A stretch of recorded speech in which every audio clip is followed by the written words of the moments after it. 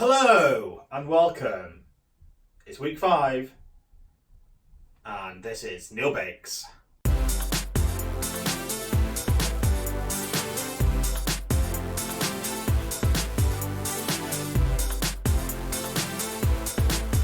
Nailed it. So we're at the halfway mark of the show and enjoying this year. I think my pick for the winner will be Steph. So I'm going to root for her. Team Steph. So week 5 was 1920's week. And the bakers had to make a lot of different things for the 1920's. Like some custard pies, custard tarts. And a prohibition cake which was not supposed to have alcohol in, but they did. Because they looked alright. And the technical challenge was one of Prue's challenges, Beignets Soufflés with the Sabayon dip. I've never heard of these. Pretty much just like dough balls. Got all the ingredients here. I'm going to measure them out and we'll get started. So, on your marks, get set, bake! So here are this week's ingredients. All pretty standard ingredients apart from the masala wine. She's apparently a fortified wine from Italy. Lovely. Okay, so I've weighed up my ingredients and I'm going to start. So we're going to be making choux pastry to start with, and then they're going to be dropped into hot oil. I want to show that I had a deep fat fryer. I'm not buying a deep fat fryer because I don't just use it all the time. So I'm just going to put it into like a pan or pot. First step. For the beignet batter, pour 125 milliliters of water into a medium pan. Add the butter, salt and sugar and set over low heat until the butter is melted. Increase the heat and bring to the boil. Immediately remove from the heat and quickly add the sifted flour all in one go. Use a wooden spoon to beat the mixture rapidly to a smooth, glossy dough. Return the pan to a low heat and beat for 1 minute until it's thick and leave the side of the pan. Okay, it's pretty quick when we do choux pastry.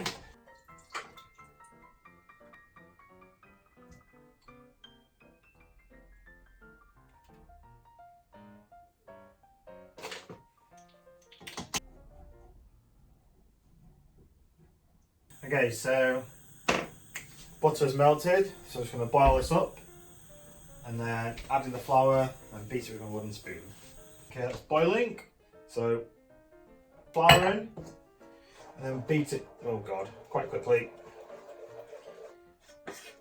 Really quickly, come on.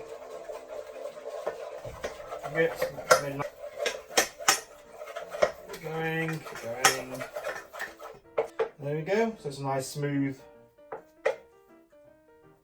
glossy. Return it to a low heat for a minute until the dough is thick and forms a ball that leaves the side of the pan. Okay.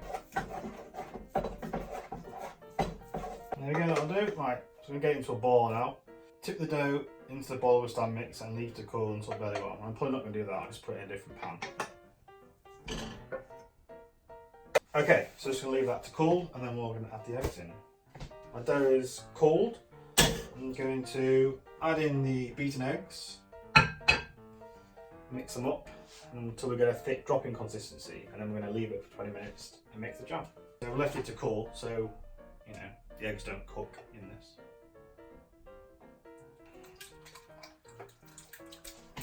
Yeah.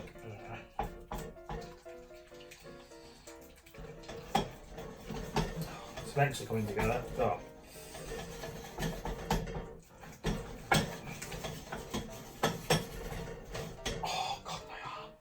Jesus.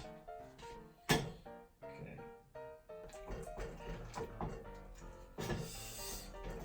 Oh god, switch arms. God, my arm.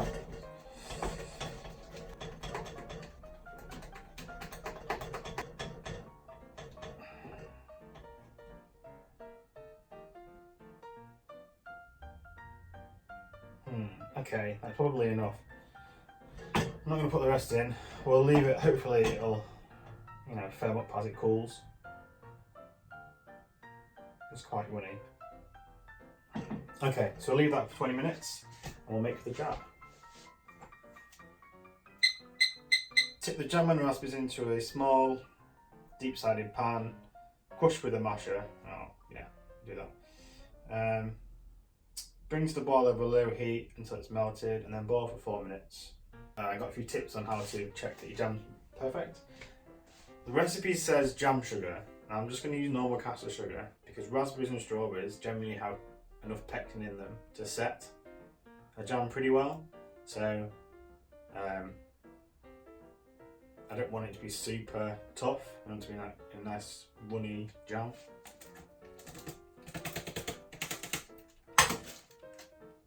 Sugar. Mix it around for a bit. Crush those raspberries up. Pan on a low heat to boil. Okay, so my jam is starting to boil now. I'm going to increase the heat. Boil it for 4 minutes. Okay, so this has been heated up to 105. It's now a deep red. Looks very nice. And the way you can test to see if a jam is ready or not is put a few drops onto a plate that's been in the freezer, put it in the fridge for a couple of minutes, and I should be able to run my finger through it and it'll create a nice little crinkle. Oh. That's the 20 minutes for my choux pastry.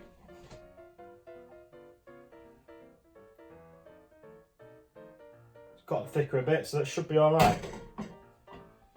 Should be alright with that. So the way you can test is just push your finger through it and it should create like crinkles. And if you tip it aside, it shouldn't run too much. So I've boiled it for a couple more minutes. It's on here now. And now it's a better consistency.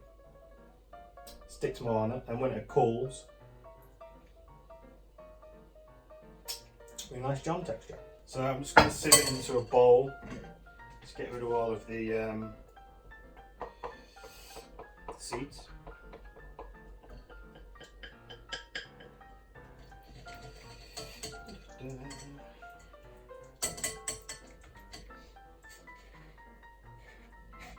Very nice. There we go, I'm just going to leave that to chill.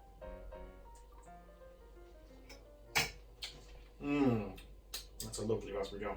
Okay, so my jam's done, my dough's rested, and now it says heat the deep fat fryer to 190 degrees. No, I'm not doing that. What I'm going to do is get a big pan, put this sunflower oil in it,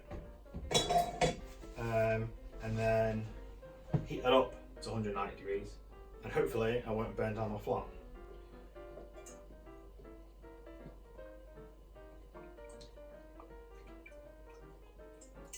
God, splashing everywhere. Okay, so my oil's heated up to 190 degrees. I'm going to make a ball, drop it in, and we'll see how it goes. I just need to pop my spoons in so they don't. So it's easy for it to pick up.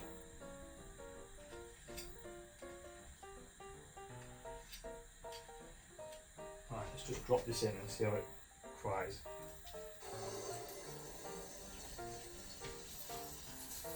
Okay, ballooned up. Jesus Christ.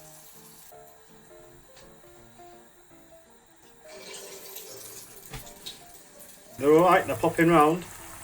Probably quite big, but not too bad.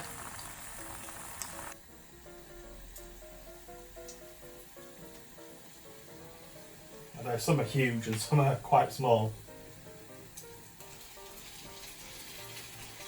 Oh God, one of them split open. Oh God.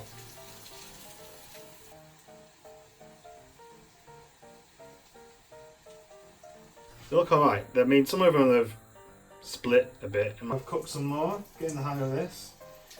It's difficult though to sort out the temperature because I'm working in a pot. So I'm hoping all of them are cooked inside. So I think my oil was a bit too hot for these ones, so they're quite dark brown. And it's also difficult to pop them the other way around and pop them up. It's like difficult to spin them around once they've cooked on one side. Okay, so here are my balls. They're not too bad. I mean, there's a couple that have kind of fallen apart, but you know, once I've turned down the heat a bit, because these darker ones, they're always a bit too hot. Once you turn it down, they've got nice golden brown on some of them. Although some of them don't actually look like balls, so never mind.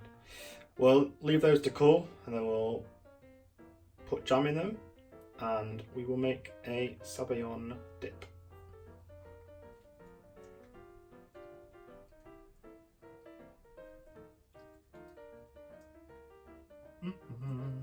Okay, I'll be back when these are done. Oh, what the? Why is there a hole in my bag? There's a hole in the seam of my piping bag. Ridiculous. Okay, so I've put all the jam in my balls. The piping bag's rubbish. I'm going to have to buy some new ones. I have to wash my hands, they're quite sticky. Nice jam though. Okay, so the last step says to make the Sabayon. So place the sugar, egg yolks and masala in a heat-proof bowl, set over a pan of barely swimming water, so bain-marie, and use an electric whisk on high speed until the mixture is pale and doubled in size. Right, so I've got my egg yolks here. Save the egg whites and make some meringue later on. Okay, so egg yolks in there.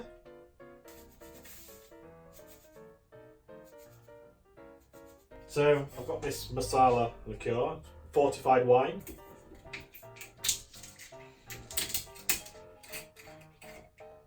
Ooh, that smells nice. Ooh. I mean, this is a 750 milliliter bottle. I only needed less than a tenth of it. That smells nice. Okay. Save that for later. Okay, so water's simmering away. I'm going to put this on the top. And we're going to mix this up on high until it's double in size and pale.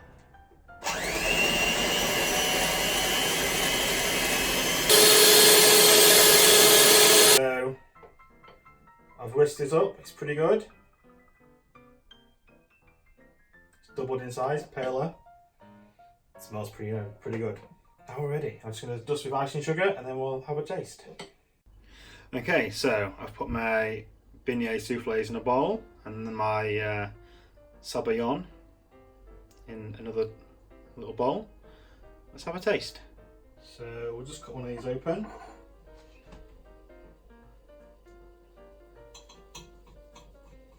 It's puffed up alright. Probably even need a bit more jam in it.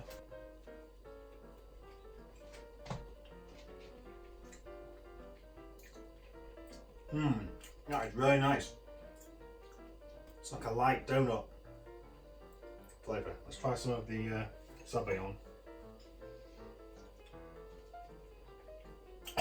Yeah, not potent. They taste like just like donut balls. Actually, really nice. This Sabayon is quite potent though. Okay, so I found one with a bit more jam in. I'll try it with the jam.